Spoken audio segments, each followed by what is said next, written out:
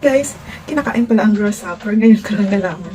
So, ayun guys, panoorin natin kung paano nila himayin at paano nila lulutuin yung grasshopper. Ganun pala yun. Kinakain pala, pero hindi daw lahat ng grasshopper ay kinakain. So, ito guys, oh, ayan oh, ang dami niyang huling grasshopper. Tapos, hinugasan niya. Ayan, hinugasan niya ng maraming pieces at saka tinatanggalan niya ng paa.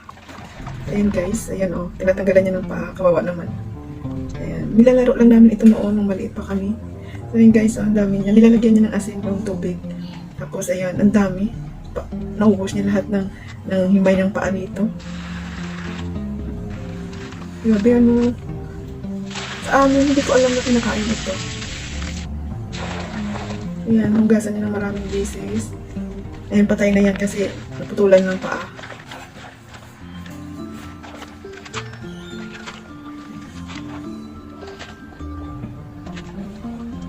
Ang dami. Maraming ganito sa probinsya eh. Sa amin dati. Oo, i-deep fry niya. Kasi maraming oil na gagamito para i-deep fry. So ayan na guys, deep fry niya na ang grasshopper.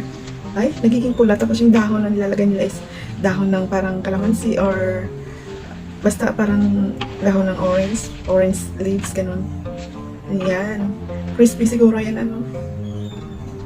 Ang dami.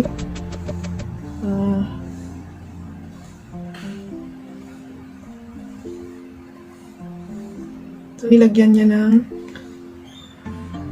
orange leaves or calamansi leaves.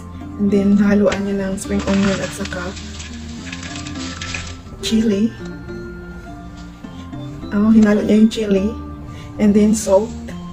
Lagyan niya ng salt. And, of course, seasoning or kung hindi sugar yun or seasoning mix siguro para mas malasa. So, ayan na guys, oh. Ay. Crunchy siguro kasi syempre na-deep fry na yan eh.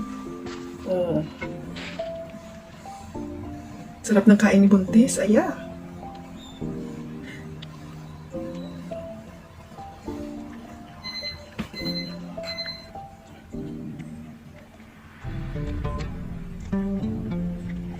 Ang sarap ng kain niya, no?